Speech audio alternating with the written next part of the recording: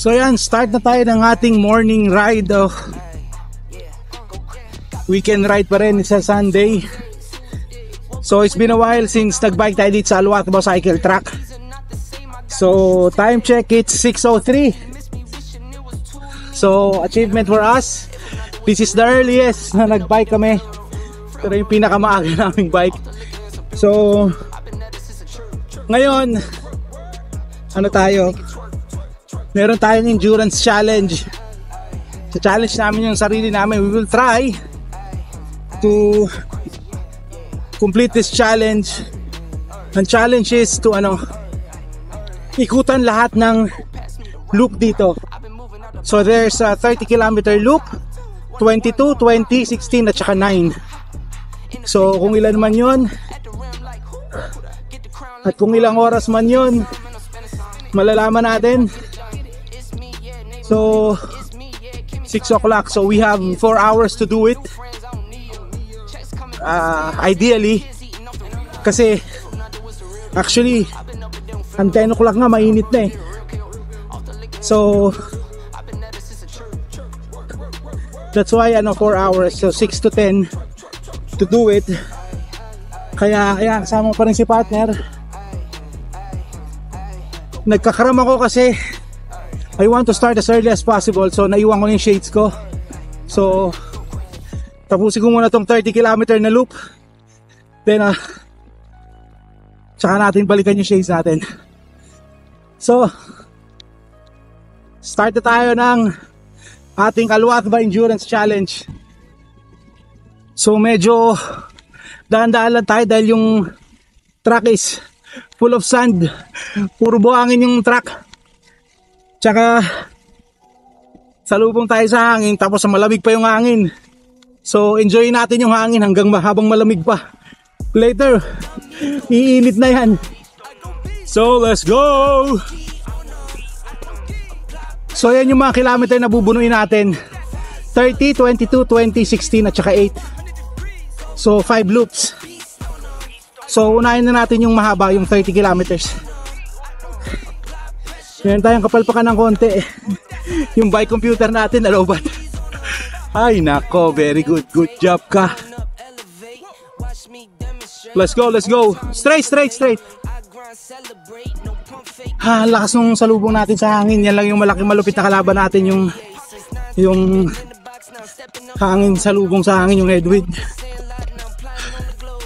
Eto na, na-reach na natin tong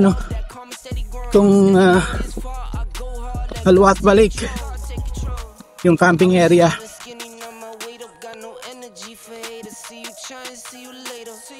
Yan na si partner. So grabe tong yung salubong sa hangin. Sana mabago yan later on. Let's go. Yan na yung camping site.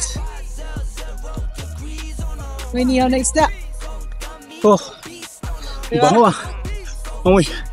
Amoy niyaw. Let's go. So ayan na. Andito na tayo sa exit ng Diretso to? Dire-diretso lang tayo. Yung pinakamahabang lupang unahin natin. Andito na tayo sa exit ng 16 kilometers. So 30, 20, 22. So next exit na natin 20. So let's go. Pacing lang muna kami kasi mahaba-haba pa. So far we've been biking for 5 kilometers pa lang. Actually around 7 kilometers na late ko lang buksan yung Strava ko. Let's go.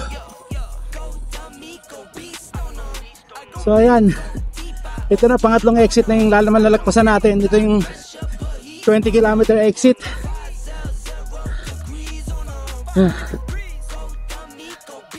Medyo may mga ahon-ahon na ng konti, kaya si Mrs. medyo naiiwan na siya ng konti. So pero sabi ko kasi sa kanya, bike at your own pace para hindi siya ma-burn kagad. Huwag niya akong try habulin. So ayan, grabe yung tumaas na kagad yung araw. 6:30 pa lang. So, let's go. Ayan na si partner, nakahabol na. Ha? Sabi ko, ayan ka na, nakahabol ka na. Ang sarap ng pababa, no? Oo. Tsaka ito, tailwind na to, nasa likod na yung hangin natin. So, this one. Ito, ipipick up natin na konti yung pace natin, but not so much. Let's go. Ayan na, approaching na tayo sa yung last exit natin, yung 22. Tapos dire-dire, 22, pakaliwa, tapos diretso na yung 30 kilometers.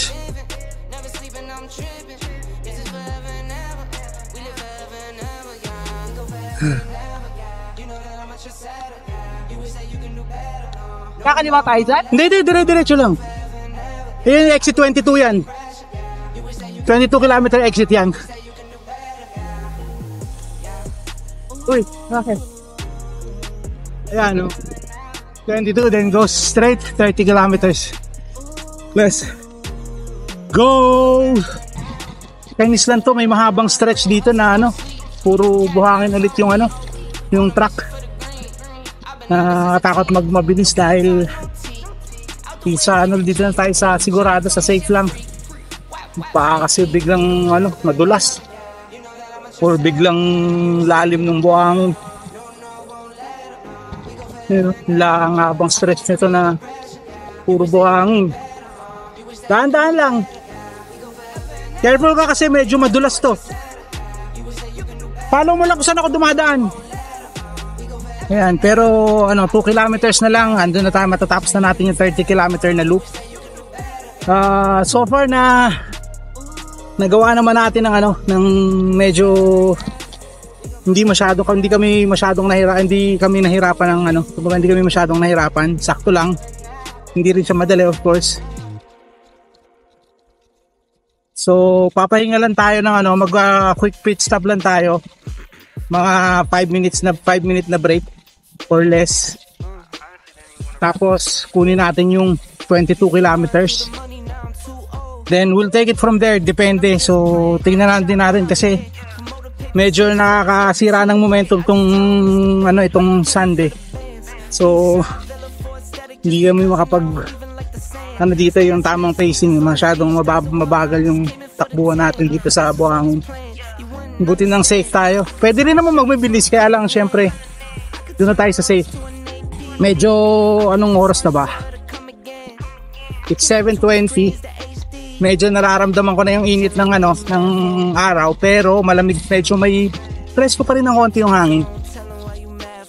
Yung araw naman di pa kainitan, pero nararamdaman mo medyo nag-i-start na pang uminit. Naku, mas malalim pala dyan. Dito tayo sa gitna ulit. Oo. Sige, di balik tayo dito.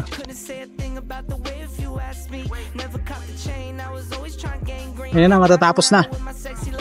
Mahaba din yung puro buhangin na yun. Let's go. Tapos pagkataas nito, kasi di ba paglagpas nung ADNOC, paglagpas nung starting point, di ba may mabuhangin ulit na part? Pahinga mo na tayo sa atin. Oo, mga 5 minute break.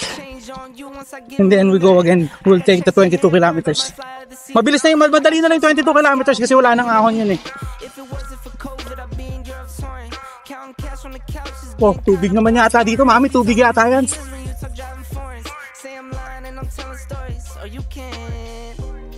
May wala pa. May nangangabayo. Bayo kids. Yan o. May lake na ulit sa gilid. Yan o, kabayo. Ito na yung salubong sa amin. So yan, yung exit, nakikita na natin yung exit, yung kung saan tayo nag-park. So 5 minute break tayo doon, then balik na ulit tayo sa truck.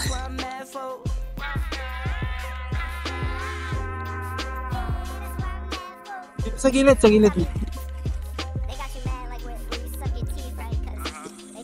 Ito na naman yung buhangin na part. Opo. Tinutulak ka ba ng hangin papunta sa gilid?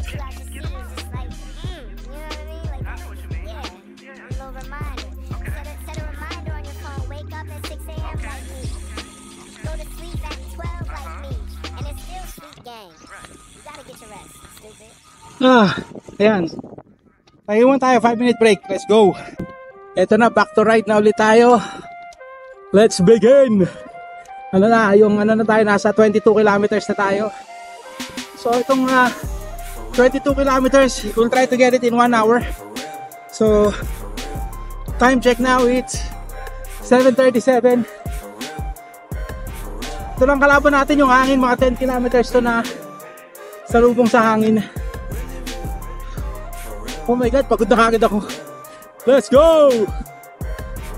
Grabe, super struggle tayo dito sa hangin. Oh my god. Super lakas ng hangin, tas salubong. Oh, nahirapan kami. Kasi mga 10 kilometers to na salubong sa hangin. Halfway pa lang kami, naka 5 kilometers kami. 5 kilometers pa na salubong. Tsakain na lang natin to kasi pagkatapos naman ito, tailwind naman, so mabilis na pwede namin bilisan. Ay, pagod si madam, may kontak kaon doon na struggling.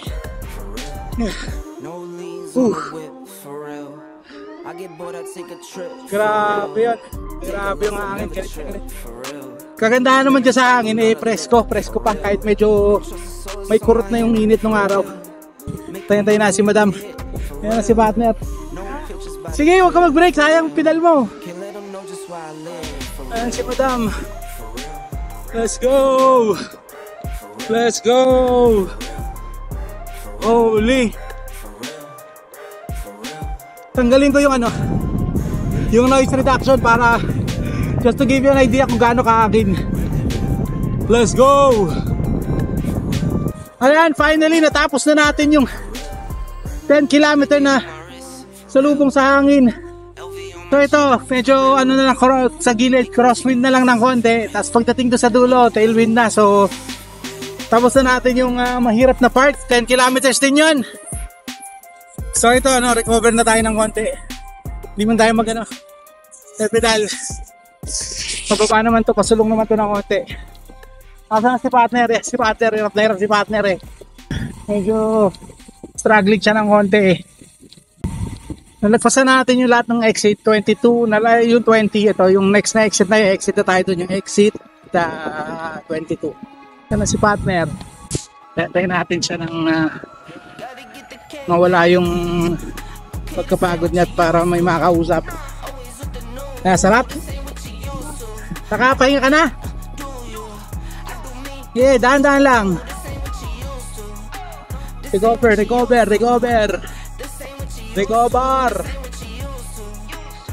Just tell me if you want to stop, ha? Yan na, malapit na tayo dyan sa exit na yan. Nakikita mo na yung exit, post. Yun yung blue. Yan lang, malapit na tayo dito sa exit natin, yung 22 kilometer na loop. So far, we've been riding for 1 hour 58 minutes. Ilang kilometers na to yun? 40 kilometers. And medyo magpipick up ng konting speed natin ngayon kasi nasa gilid na lang yung hangin. Yan, pag-exit natin ito, nasa likod na natin yung hangin. Yan na. Exit 22. Tapos na natin yung 30 kilometers. So, ligo na tayo dito sa exit 22. This is the first time ko rin maiikot tong exit 22 na to. First time to. Let's go. Ito, nasa likod na siguro yung hangin nito. Bilis na tayo dito. Nakita nyo ba yung hangin? Ayan, ang ganda ng hangin, nasa likod. Ito, simula na naman tayo ng salubong sa galit na hangin. Pero kasi yung exit. Sorry. So you're almost done with less than 1 kilometer na lang, tapos na tayo sa ating 22 kilometer na loop. So small break ulit tayo kasi parang si Mrs. parang ayaw niya na, baka mag-stop na siya, pero ako going to continue until I need to stop. So far, parang kaya pa naman.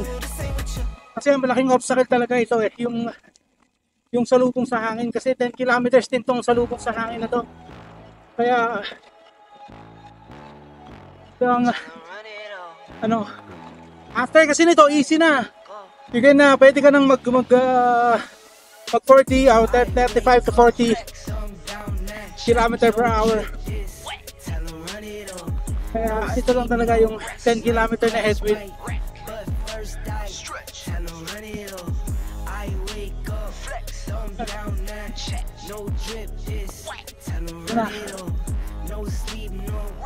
Break lang ulit tayo and then back to back to track na ulit tayo, back to saddle na ulit tayo. Ay, grabe to. I'm number one up on that court, I'm Nick McGrady. The first one in, the last one out, can't call me lazy. Put in my hours, send the invoice and they pay me. I need 6 rings like MJ and Tom Brady. I wake up, flex, thumb down that check, no drip this. Break muna tayo. In fairness, hindi kami makalayo ng misis ng ex kanina, pero let's go. Yan, shotgun natin pagdating niya.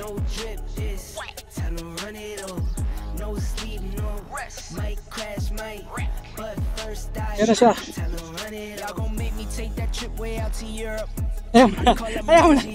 Ayaw mo na. Mag-quick break lang ako tapos sa 20. I'll take the 20. Tapos, baka after 20 will be 1 hour again. So ayan, ride out na ulit tayo. Solo flight na tayo ngayon. Si Mrs. ayaw na. Hindi raw worth yung headwind na 10 kilometers. So sa ngayon parang kaya kong kumpletuhin yung challenge. So kasi ngayon 20 kilometers na tayo. So after 20 kilometers 16 and 8, so 24 kilometers na lang. Baka kaya ko as of now ha. So titignan natin pag exit natin dito. Ito lang naman ang struggle dito, itong first 10 kilometers. Kasi yan yung super headwind na salubong sa hangin. So tignan natin kung matatapos ko nga po yung challenge o hindi. Let's go! Repace lang natin maigi yung sarili natin. Pag mahirap, dahan-dahan. Itong first 10 kilometers, ito lang naman yung gagapangin natin eh. So kaya tagayin natin to. Kasi pag exit mo naman, pagtapos mo 10 kilometers, puro tailwind naman. Kaya okay lang. So repace lang natin ng maigi yung sarili natin para hindi tayo ma-burn ng maaga. Let's go! Yan, konti na lang. Matatakasan na natin itong headwind na to, itong salubong sa akin. Holy, yan na, exit tayo ng 20 kilometers. Let's go. At least the hard part is over. Ito na tayo sa easy part. Another 10 kilometers. Hindi na siguro.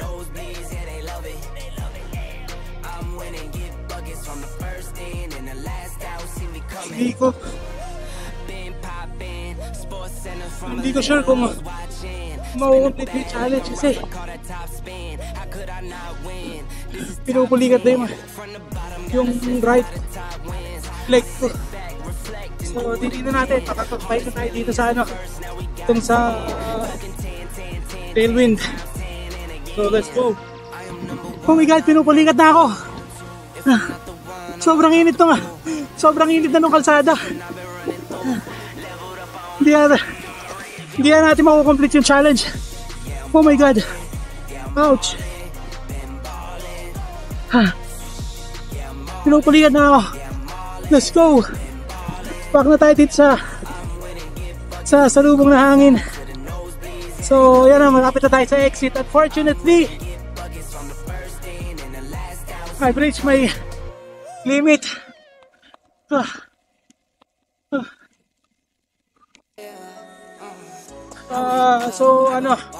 challenge failed. So far, we did 3 hours, 15 minutes ride, 71 kilometer. Sobrang init na pa ako.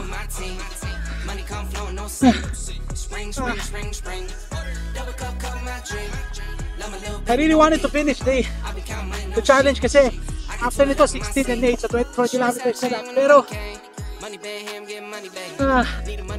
ano kapalit? Diba? So let's just take the L for now, take the loss for now. We'll do this challenge again, maybe pag hindi na summer. Yun, tapos kasi ang big issue kasi yung headwind na 10 kilometers yung galit na hangin talaga na yung speed ko bababa ng 13. Kaya nito.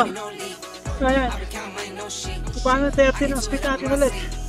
Pero konting push na lang yan, hindi na yung parking. So, challenge failed. Let's take the loss. Take the L. So, yan na lang muna ang ating video for today. So, all in all, we did a good run. Naka 70 kilometers din naman tayo. 3-hour ride. So, it's not actually a lose-lose. But as per the challenge is concerned, fail tayo doon. So, yan na lang muna ang ating video for today. Thank you, Lord, for the safe ride. So, if you find this entertaining, interesting, and helpful, please like, share, and subscribe. See you. Baby, inside my way. I play the catch it, baby, just slide on me. Only time you lie is when you lie on me. Be my forever, baby, come ride my wave. Hop in new, baby, inside my way. I play the catch it, baby, just slide on me. Only time you lie is when you lie on me. Be my forever, baby, come ride.